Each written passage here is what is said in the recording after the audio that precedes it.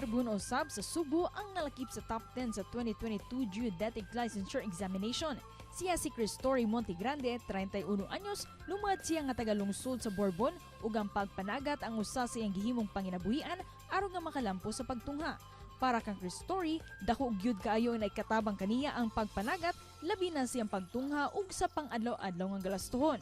Gawas nga usa siya karon kan licensed geodetic engineer, usa usab siya ka licensed civil engineer ug licensed master plumber.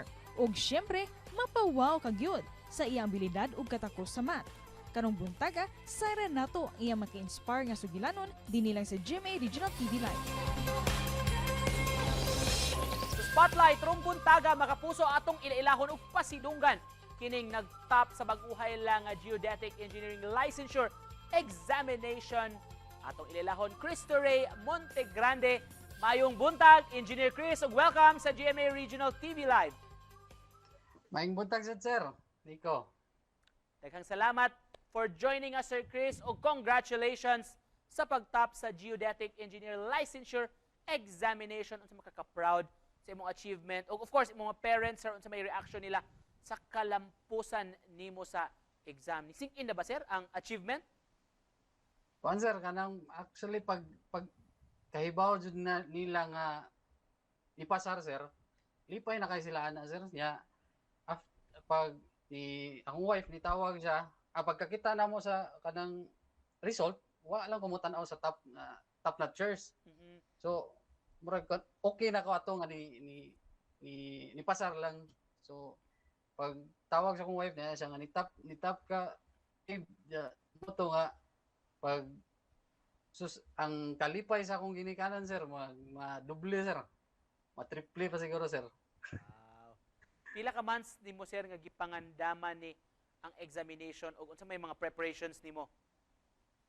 Kuan sir, mga June 20 nagsugod jud ang review. Sa online na siya sir, bali sa Manila ang ilahang office jud. Tapos kaning namsa ko yung work sir, nasa ko yung mga sideline ba. So mahitabo dili gid siya ma-focus kayo gani ang review.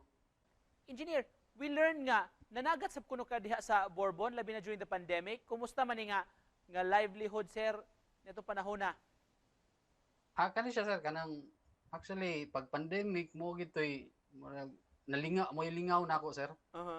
May nahimong kanang ilingaw nga maka-income pug ka ginagmay.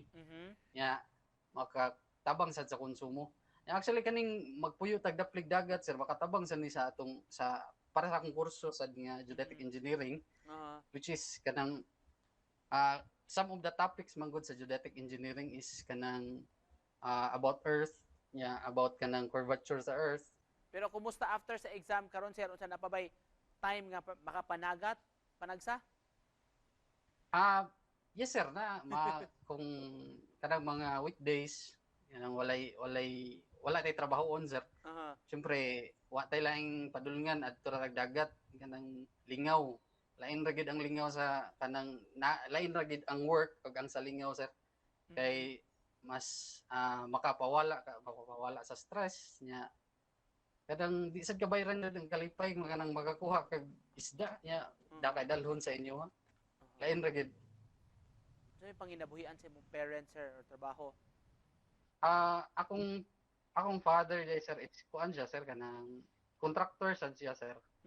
And mura ako'y ni padayon sa iyahang dream nga mahimo siyang engineer but wala siya makuan. Engineer, we learn nga gawas ini sa geodetic engineering, civil engineer sab ka by profession, sir? Yes sir. I acquired my license in civil engineering 2014. Then I'm also a master plumber, registered master plumber atong 2019. So sa plano nimo, sir, after ka nakapasar o after ka ning top diri sa geodetic engineering licensure exam? Mas i-pursue siguro nako ang geodetic engineering sir. Kay para nako na ako diri nabilong.